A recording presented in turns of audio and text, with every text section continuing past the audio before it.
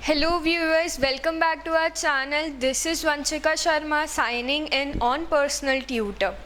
अब हमारे पिछले वीडियो में हमने पढ़ा था डाइवर्सिटी इन इंडिया और उसे डिटेल में एक्सप्लेन भी किया था दो पैरामीटर्स में, एक जोग्राफिकल और एक कल्चरल।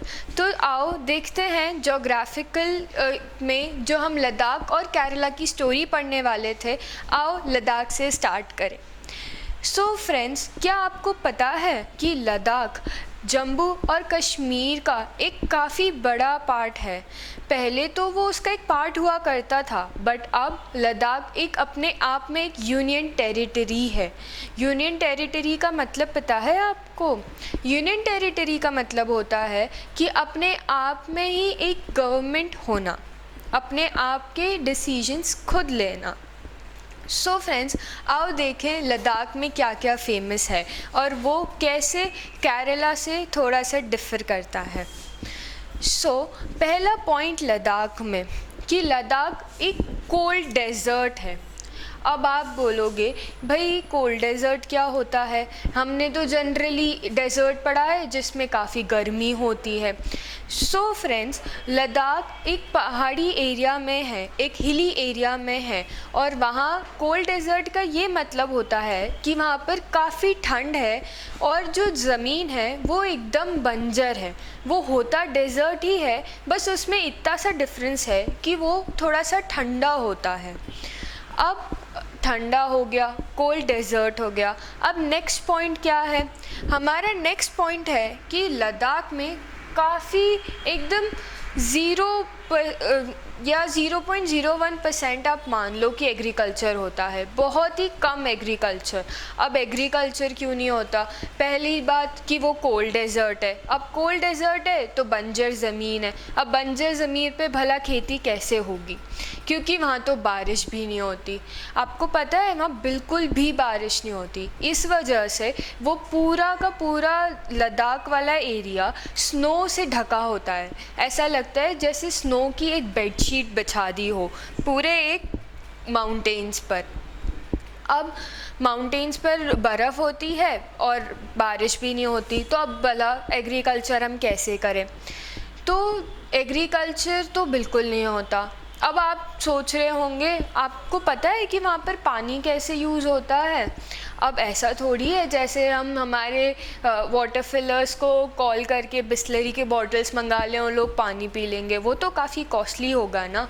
अब ये तो पॉसिबल नहीं।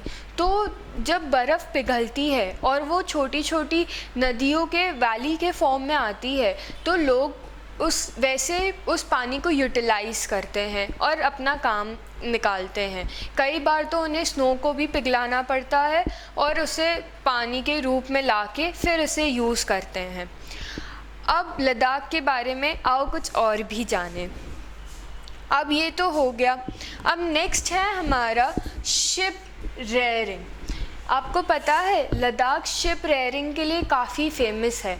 वहाँ पर घर घर में लोगों ने कई सारे शिप्स और गोट्स को एज इन पेट रखा है ताकि वो इस चीज़ का व्यापार कर सकें।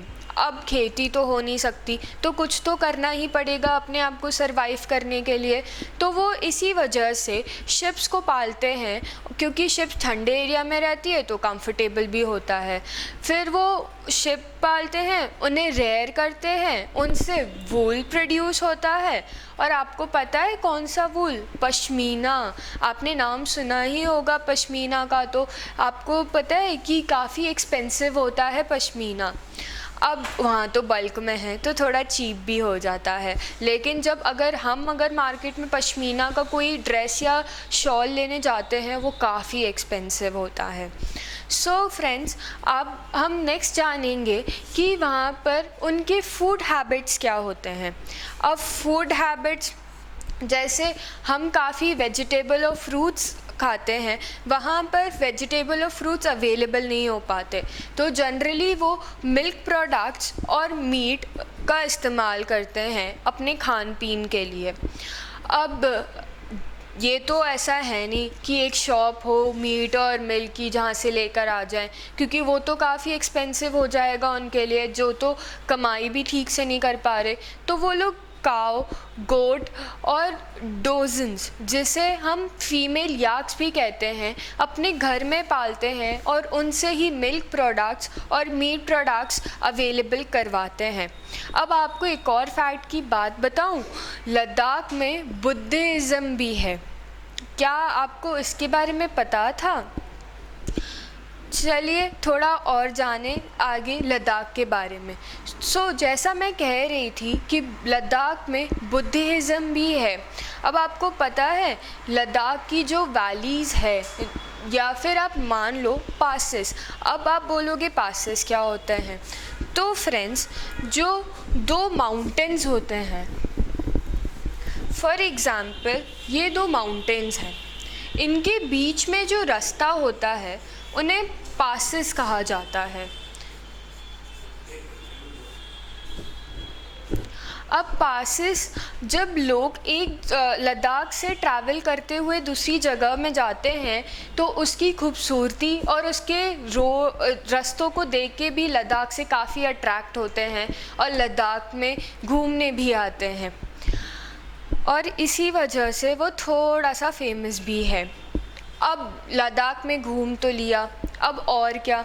आपको पता है लद्दाख में बुद्धिज़्म भी फॉलो होता है।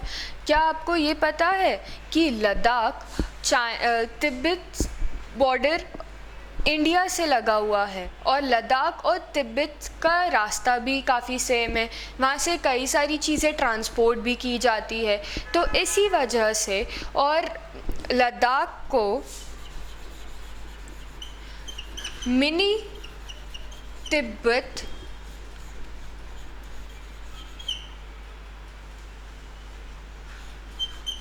भी कहा जाता है।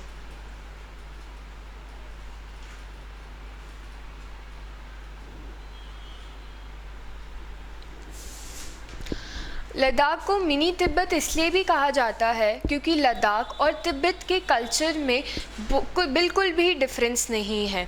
आपको पता है तिब्बत में बुद्धिज़्म को फैलाने का सबसे बड़ा हाथ लद्दाख का ही है, क्योंकि वहाँ पर एक जगह तिब्बत से लद्दाख काफ़ी सारी चीज़ें ट्रांसपोर्ट की जाती हैं।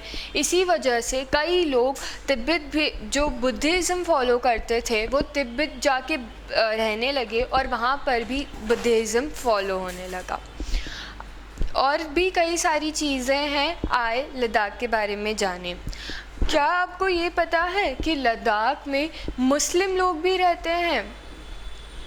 और यहाँ पर पश्मीना, जो वूल हमने पहले शिप रेयरिंग से कलेक्ट किया था, वो सारा का सारा कश्मीर ट्रांसपोर्ट किया जाता है, और सारे वूल को एक मतलब क्लोथ्स में भी कन्वर्ट किया जाता है, जैसे कि शॉल हो गए, सूट्स हो गए, शर्ट्स हो गए, और वो काफ़ी एक्सपेंसिव भी होते हैं। ये बात हुई हमारी लद्दाख की। फ्रेंड्स, बाकी नेक्स्ट वीडियो में हम केरला के बारे में डिस्कस करेंगे। Thank you for watching our video. Do share and subscribe our channel Personal Tutor. This is Vanshika Sharma signing out.